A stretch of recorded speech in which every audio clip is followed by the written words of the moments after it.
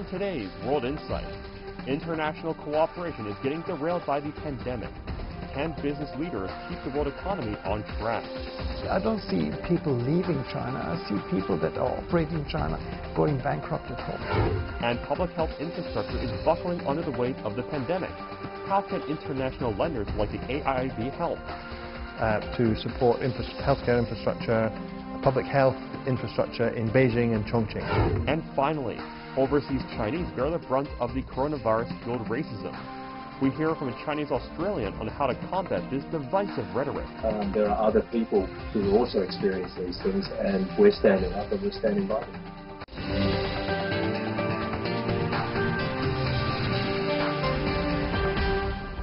Here's our host, Tian Wei. Hello, I'm Tian Wei, and welcome to World Insight. The coronavirus outbreak has left businesses around the world counting the costs. Global shares took a hit. Jobless claims surge, and many advanced economies are expected to enter recession. Earlier this month, the World Trade Organization predicted a severe decline in international commerce this year. How has the pandemic brought about economic uncertainties? Earlier, I talked with Jörg Wuttke, president of the EU Chamber of Commerce in China. He shared how the pandemic impacts China-EU trade. Now, of course, it's not necessarily politicians or business leaders or others that are driving the agenda, but rather the virus, right? Before a vaccine comes into being, what kind of efforts do you think, as a business leader leading European business in China, should make and should commit? I guess that for us, it is really hanging in day by day. I think the big plans are not going to happen. I think we all try to see how we survive next month. At the same time, like take my own company, we have a huge project in Guangdong. We're determined to invest and keep going. I think sometimes it's much easier for large projects to be implemented now, because you look 10 years, 20 years. I think for me now the next 10 weeks is far more difficult than an investment decision for 10 years. 10 years is easy because you look at the base foundation. 10 weeks is very hard because events could change everything. How would you persuade your headquarters to do that? I mean, yours would be just one of those many case studies, I would assume. Yes. Well, I think I mean, I'm working for a German company which is very large in China. Luckily, all the decision makers have lived in China. That makes a hell of a difference. Explaining China, the trust that the team knows what they're saying, and having a realistic picture, not sort of sugarcoating the problems we face here, helps you to make a decision. I think I'm really worried about companies sort of trying to shed weight and pulling out of China. Now I think the fact that China started up again, whereas Europe has been shutting down, maybe drives the argument, you have to be in two markets at the same time. So maybe we can draw the conclusion there. But again, markets are as they are, and how many companies are going to go bankrupt? What is the demand story in Europe? That is more my worry. I don't see people leaving China. I see people that are operating in China going bankrupt at home. But why? There seems to be, at least in the media coverage that I've been reading about, very strong suggestion that companies, European companies, are leaving China. Who are giving out information like that? It sometimes puzzles me, because when I talk to you face to face, you're telling me a totally different picture. But in certain narrative, that seems to be the ultimate truth. So which one? I guess that AmCham, as well as the European Chamber, has made it very clear with the surveys that normally around about 10% of companies are leaving the country for various reasons. Either the market is gone, or competition is too tough here, or the constraints, they can't take it any longer and go home. That's the normal situation, right? 10% is normal. Then you ask in the survey how many more of you will come in. It's also 10%. So it levels it out in a way. I can clearly see that companies that are associated with countries close to China, geographic-wise close, Korea, Taiwan, Japan, Philippines, other places, that actually they are moving out because for them it's just a shipping route of 2 days or 1 day. For us as Europeans to move back to Europe means shipping of 6 weeks. And huge logistic costs. So I would say yes, the Japanese companies might be leaving. Some of them, some Europeans that are their sub-suppliers might leave equally with those guys, but the big picture among the Europeans is 10% is a normal data. Europe always believed itself being caught in between China and America. At least it believes so. So what does that mean? Some suggest that this specific COVID-19 is going to drive the two economies further apart. Others do not agree. So at this point, how do the European businesses read the tea leaves in the cup? Well, certainly there's a storm already going on in the teacup. Most people in China don't realize that in many ways we have a trade war with the United States. You know, everyone just looks at all these agriculture and all these tariffs. You know, we face huge tariffs on a couple of things from Scotland and France and other places. Europe is not caught in between with an option to choose. We don't want to choose. We want to be doing business, non-politicized with both parties. How is this COVID-19 likely to change the mentality of doing business? That's a very interesting question, isn't it? I mean, remember, right after 9/11, there were a lot of debates about that the world would never be the same again. And remember, that was the thing that everybody's been talking about. Now, in retrospect, has that really bring that much change? I'm not sure. I want to get your opinion. And meanwhile, we're facing COVID-19 still going on. How is this likely to change our understanding of nature of business? Well, I guess 9/11 has not only changed the way we travel, but also the way we deal with problems. It has polarized, it has sucked the energy out of the major power in the United States by being engaged in these wars. And I think that already in itself was a smaller incident. So the shutdown of the global economy, the kind of imposition of quarantines for most people in the globe is unprecedented, and I think my Chancellor Angela Merkel was right by saying this is the most serious situation that we have after World War II. To me, the big worry is unemployment, poverty. Young people that are 18, 35, male, possibly not married, this is normally the group that is willing to be terrorists and aggressive. And in my own history, every time we had a major crisis like this in Germany, we had an autocratic system coming up, which was throwing us back for decades. I think that kind of poverty threat is going to be the major task for us to resolve. From business perspective, particularly European business in China, how do you look at the so-called international cooperation at this point? I guess international cooperation is going to continue. I think we should not underestimate how interwoven our economies are. It's going to be very difficult and very costly to untangle this. So I guess that companies will realize also that the consumer doesn't want us to disconnect, because that would mean higher prices. And at a time when you have higher unemployment, lower economic growth, the last thing is you want higher prices. So I guess we have to not panic too much about that kind of dislocation of locations and so forth. In a time when, you know, the crisis is rising, to disconnect and not travel and not live in another country and not study in another country, I think that's a major threat. And we cannot overcome this with Zoom or Microsoft Teams and other areas. I'm worried about the soft factor there. Because that is something that is going to soft. It eventually comes into hard political decision making, and then that normally leads to nationalism and stress in the system, I would say. COVID-19 is widely considered as one of the most significant challenges for all nations since the end of World War II. According to IMF, the global economy is expected to shrink by 3% this year. International cooperation has been found wanting under these trying circumstances. So how will business leadership step up Let's listen in to my conversation with Jörg Wuttke.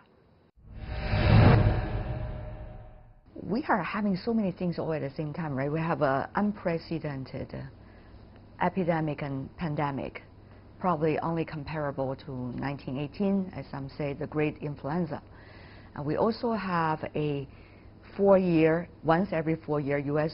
general election, which usually means politics will be leading the role for that country and therefore having its impact to the rest of the world. And meanwhile, we also have a possibility of competition among some of the largest economies in terms of their global impact. And this has never happened since the Second World War. So when you have one layer on top of the other, what is it like to be a business leader? We have to deal with huge competition, more transparency in markets where decision-making is so fast. The fact is that social media is also looking after us is a real problem. I guess that we all thought the internet is going to be the salvation solution of everything. Turns out to be it's an anger accelerator. It hypes people up. The opinions I get on my social media are shocking. Just posting something which might not even be my opinion just to make people think draws hatred to this.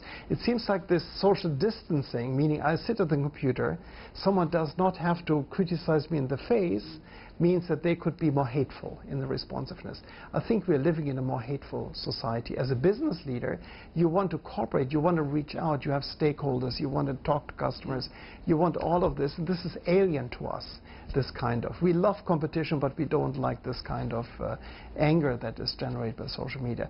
You know, you want to be good, but can you really afford to be good? Is of course a question many of us have. You have to realize that times you have labor camps that provide works in some parts of the world, and then all of a sudden you do this. Then you have to have better environmental compliance programs. You have to have social compliance programs. Everything costs money, but I think for the fiber of society, it's absolutely vital that companies don't cut corners. Earlier, Mr. Wuttke, we talked about business leaders. If you look at people like Bill Gates, who of course, more than a business leader, more philanthropy globally, has been the target of accusations, but at the same time has also been praised and respected by enormous amount of people in the world. So what do you make of the role of leadership these days, particularly business leadership?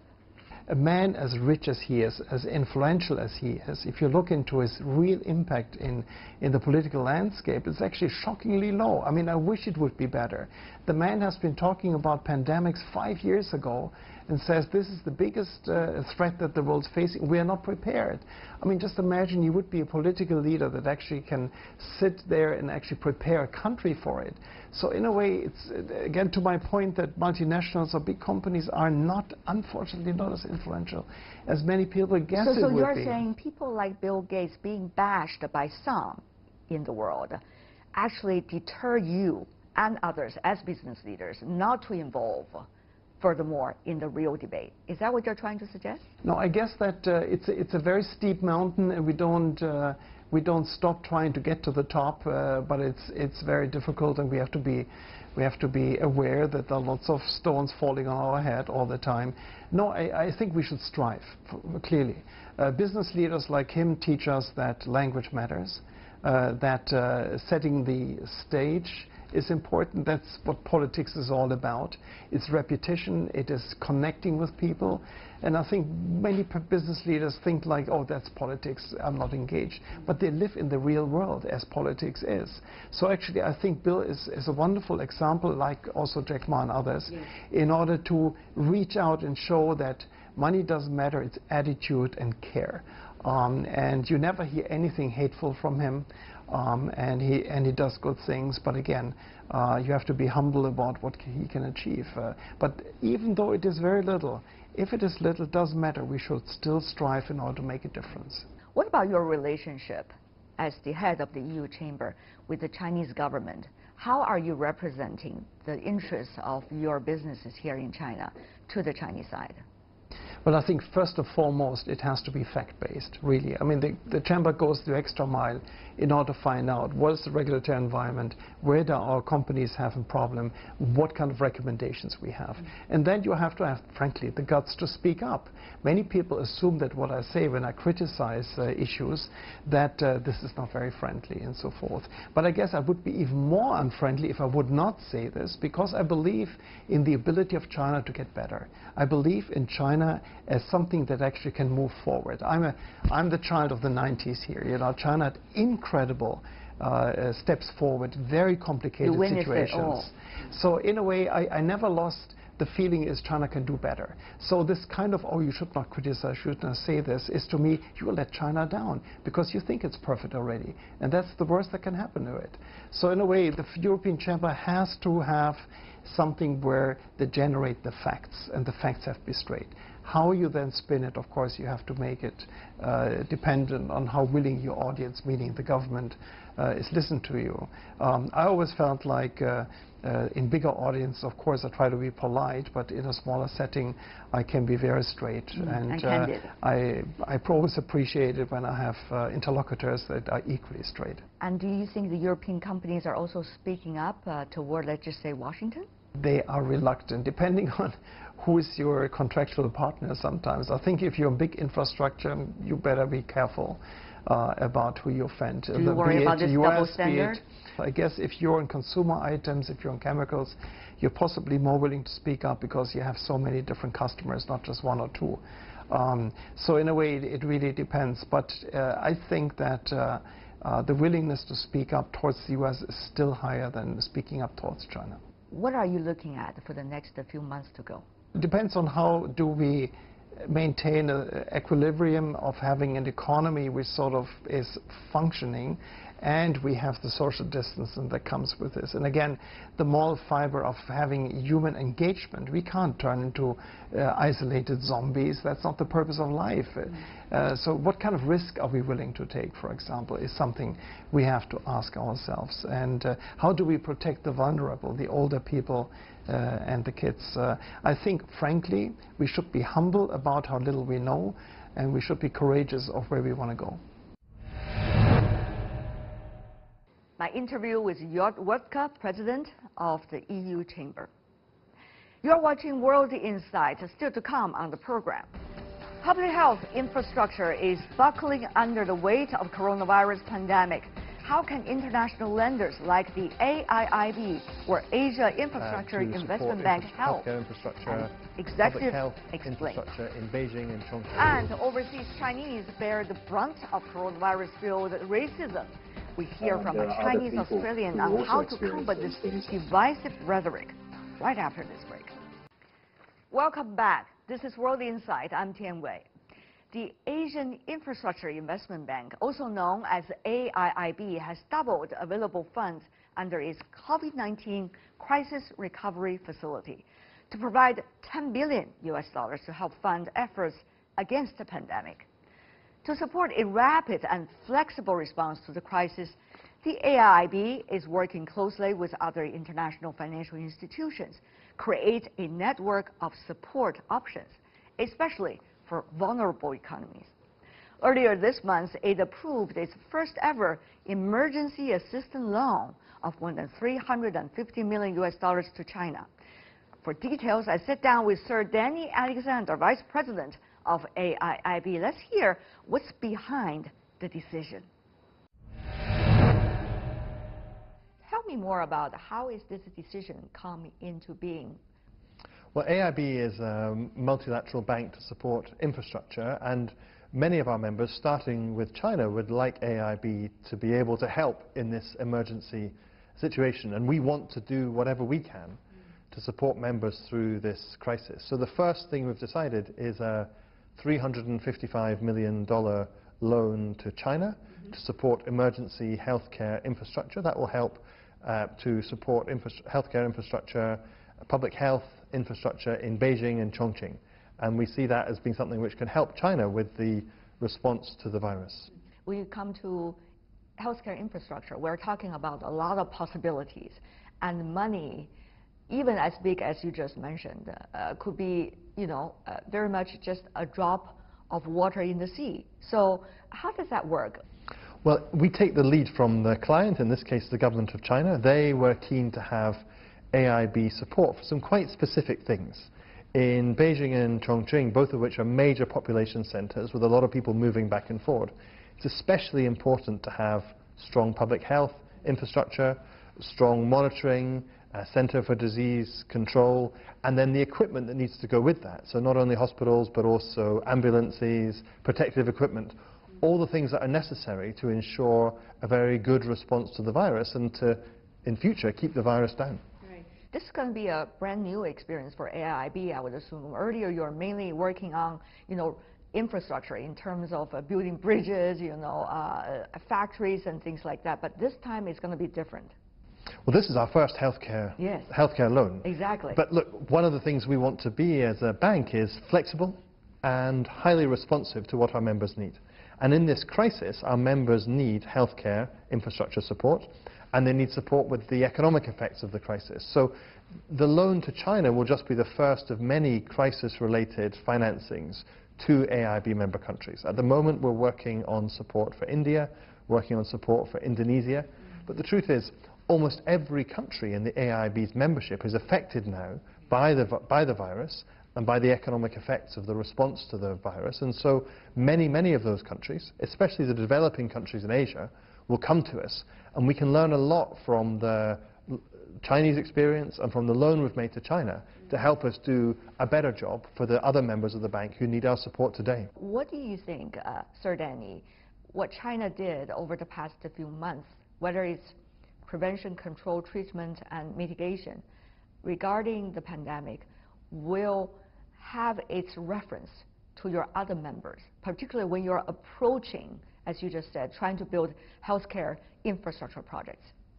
Well, I think many countries will look at how China tackled the virus and learn lessons from it, and look at what worked and look at mistakes that were made and try and make sure that they can learn from those lessons. But I think the real challenge comes in the less developed countries, where the healthcare system is not so strong, where the monitoring and disease control systems are not as strong as they are in China or in other countries. And so I think it's in those cases where support from the AIB, coordinated with other international bodies, can be really helpful to ensure that countries with weaker systems can build those systems quickly to help them respond better to the virus in the right way. So this is a race against time, isn't it? For sure. As we speak, things are happening every day, changing. Every day around the world, the effects of the virus are spreading. Of course, sadly, many people are dying or being hospitalized, but also member countries and countries all over the world have decided to really slow their economies right down in order to give them the best chance of controlling the virus. And so one of the other issues for institutions like the AIB is to help those countries in this period of slowdown and then to be able to recover quickly afterwards, because that's what's going to be crucial, not only to the health systems, but to the health of economies too, after the immediate crisis is past. So you are also dealing with multiple crises going on at the same time. On the one hand, help with the healthcare infrastructure. On the other hand, how to deal with the economy, which is going to be having a huge impact on every one of us. We're setting up a crisis response facility, which will offer support very flexibly to member countries who are responding to this crisis. What do you mean by flexibility? Well, it means, just like you just said, there are healthcare needs. There are needs in other economic sectors, infrastructure, manufacturing. So each member will have the best understanding of where the support needs to be focused. And so the facility is flexible in that it can respond to healthcare needs, but it can also respond to other economic needs, really according to the specific circumstances of each country. And the idea is to be able to respond very rapidly. So the loan that we approved for China, that was put together in a few weeks, much faster than normal, precisely because you want to respond quickly to the emergency.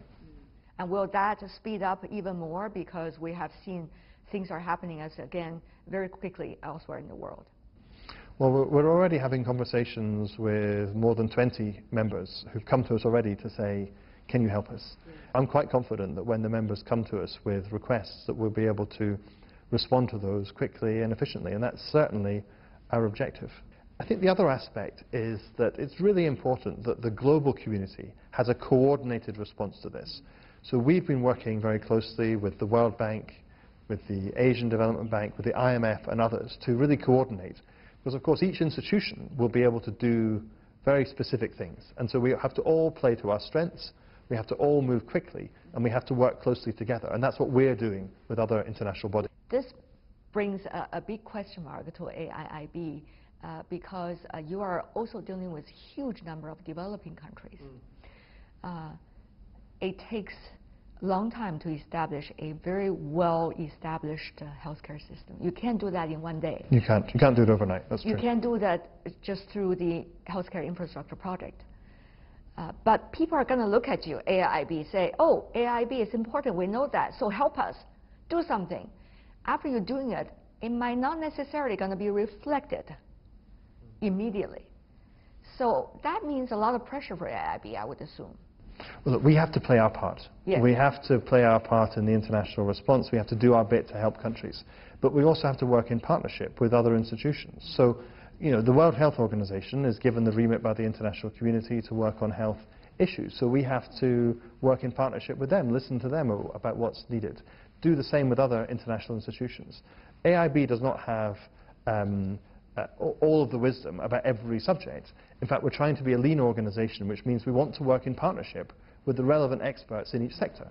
And in healthcare, that means partnering with the right organizations who can help us in those areas. But what we can bring is the financial capacity that we have, the knowledge we have about infrastructure, the ability to move quickly and to mobilize resources to help member countries. What about the future source of funding for AIIB? Now, Sir Danny, we are going through a difficult time, and every country is trying to make sure they have enough resources for their own people, meaning that there will be less possibility or pool of funding for AIIB. What do you make of that possibility? You don't need to worry about that. I don't need to worry about that because AIIB capital from countries, their contributions have already been paid in, and we don't need to go back to the members asking for more money. We have the money they've paid in, and we use that to finance projects. We issue bonds in the markets to finance projects. So we don't have to go back to our members and ask for more money. They've already been very generous in their contributions, and now we have to make that money work for them in this crisis. That's our job. Sir Danny, you went through the financial crisis. You play a very instrumental role during that period of time, helping your home country at that time, the UK, to weather the storm. What was your personal experience like, and how do you think it could apply today when you are facing your job here at AIIB, and also to share with others who are watching this program, you know, what does it take to go through a storm? And in retrospect, what really count? Well, I think that maybe two things from that time. The first is that there was a very strong sense of global common purpose and countries working together to have a coordinated response.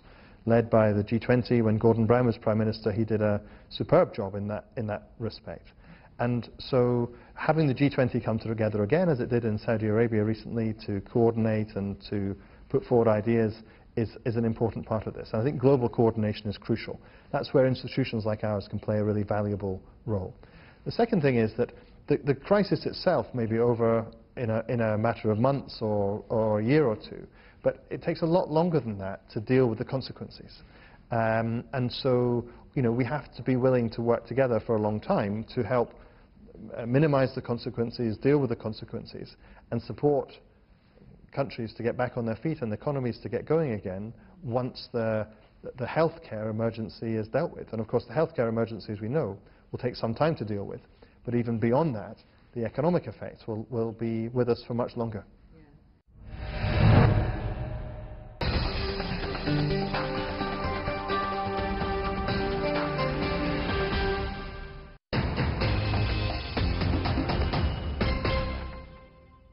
The fight against COVID-19 is a battle between humans and virus, not a battle between people. However, many overseas Chinese have borne the brunt of racial discrimination since the outbreak, and they have started campaigns to fight coronavirus-fueled racism. One example is from the country of Australia. On April the 8th, 16 prominent Asian Australians released an open letter calling for national unity during the coronavirus pandemic. Jason Yan-Sat-Lee is one of them. He is president of the Australian Chinese Forum. I got the chance to talk to him and listen to their stories.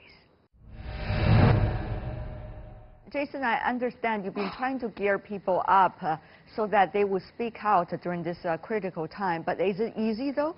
The vast majority of Australians are very warm, welcoming people. Yes.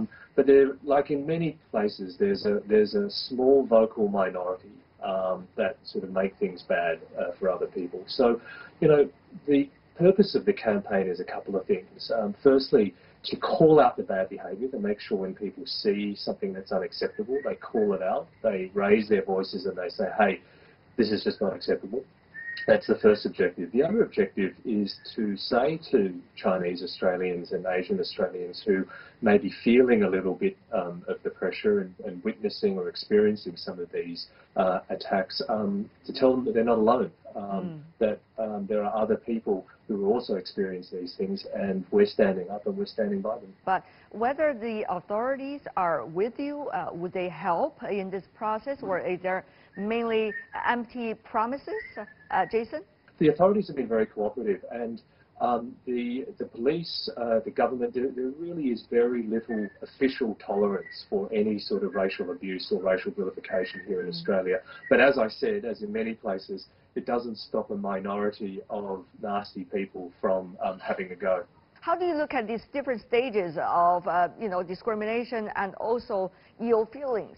Absolutely. There is a narrative, and it's coming from it's a narrative from Donald Trump as well, saying that this is a virus that started in China, sort of it's the China virus, and there are conservative commentators and conservative people here who also believe that. Whereas the more progressive parts of Australia, and I'd like to think the more sensible people in Australia will think, well, that's just not the case. This virus could have started anywhere, number one. And number two, regardless of where it started, it doesn't discriminate in terms of who it affects, and we all have to show solidarity and work together if we're going to win this battle. Culturally speaking, Jason, if I could, for example, the debate about wearing a mask or not wearing a mask, even becoming sometimes violent. You see some kind of personal quarrels and also debates, but in a violent way going on. This is just one of those examples as to how people are dealing with the ongoing pandemic and crisis. Will this be, just a temporary issue, or this is likely to spill over to the other areas, which is eventually becoming much bigger than what it is now? Are you worried? Well, that's the concern. Whenever there is this sort of heightened sense of fear and anxiety, and whenever there are these sorts of racial tensions that come up, I mean, luckily so far in Australia we haven't seen many incidents of significant violence. It's been sort of verbal abuse and people feeling very uncomfortable and people saying things that are really very hurtful. But whenever these circumstances exist, there's always the risk that it could escalate into real violence, and that's something that we have to do everything in our power to prevent. But as I said at the beginning, this is really the coming together of a number of different narratives and forces causing this. The coronavirus and its background is one sort of big reason and one big context for this. But there's also been, here in Australia, just as there has been in America, a big debate that's been going on for the last couple of years about Australia's relationship with China. And that's been quite an emotional debate. And when these two debates have come and these two narratives have come together, that is one of the big reasons why there is this sort of sentiment that's going around.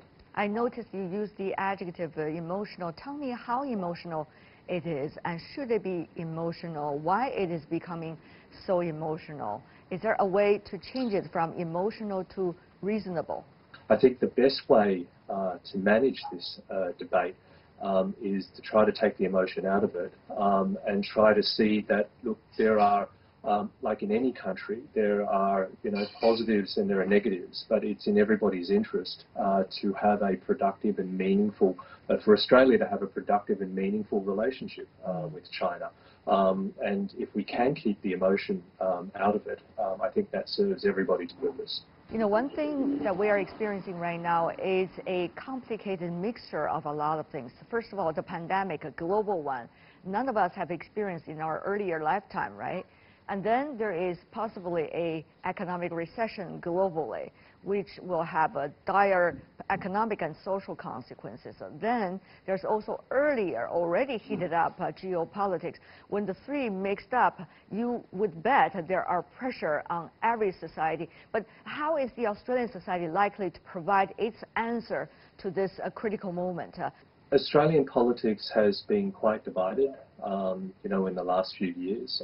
I would say it hasn't been as divided and partisan as in the United States, but it has been very divided. The Australian Parliament, led by the Australian government, and this is a conservative government, similar, I guess, to the UK Conservatives, passed an extraordinary, unprecedented economic package where the government is essentially paying the salary bills of workers in businesses. Not all workers, but a very large proportion of workers in businesses. Now, this sort of thing is really not only unprecedented for any government, but for a conservative government to basically be using, to use a term loosely, a almost socialist sort of measure here is really quite extraordinary. That's one thing that's been remarkable. The other thing that was remarkable was just how much bipartisanship, how much agreement and goodwill there were between the major political parties in getting this legislation passed. So it really caused a lot of us to think, why couldn't we have done this for other things where we needed the big political parties to really put ideology aside and work together on issues such as climate change, on issues such as social welfare, on issues such as the funding of education and healthcare, And maybe, I think a really interesting question that we should be asking ourselves is, when we do get over this, and I'm sure we will, what is going to go back to the way it was, and what's not going to go back to the way it was? I mean, are we going to discover new ways of doing things because of the lockdowns and because everything is digital, as we're talking now? Are we going to discover new ways of doing things which are actually better, which actually move us forward faster than we otherwise would have? Yeah. One of the things people have been talking about, Mr. Lee, is, what is likely to be the next step?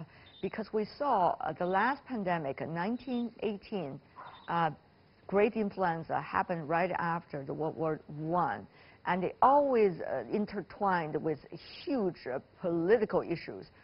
But now, at the time of critical change in the world, we're facing another pandemic that none of us in our lifetime have ever seen before. So are you worried, even as a globalist in a way, about what's to happen? And what about the general Australian society, if you could help us to understand a little bit more about that? Like a lot of places in the world, Australia is going to be facing a lot of economic disruption. We have quite a severe lockdown over here, a strictly enforced lockdown, which is having positive effects. It's really flattened the curve in terms of the infection rates now, but the impact on business, and in particular on small business, on the travel industry, on the education industry, has just been enormous.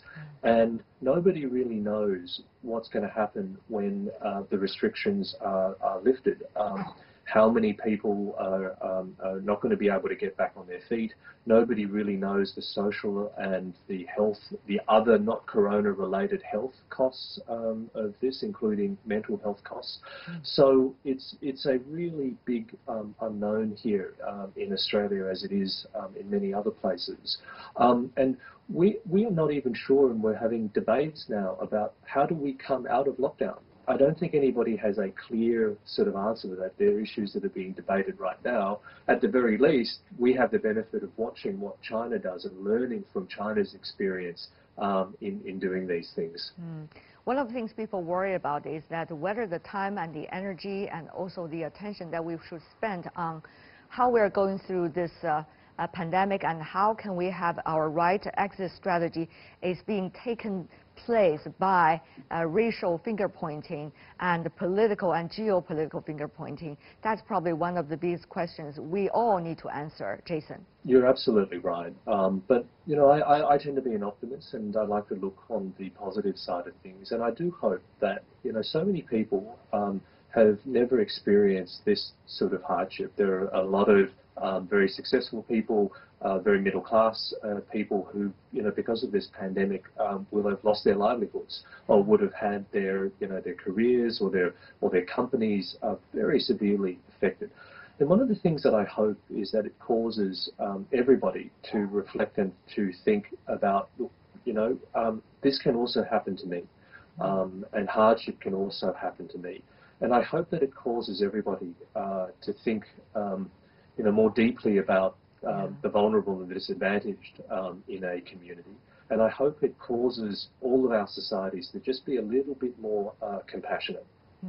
It seems that you are not necessarily going to follow what some have been talking about. The Chinese community should fight against all the others and come into those verbal fights and also be able to voice your opinion wherever you want. And it seems that you are taking a different approach.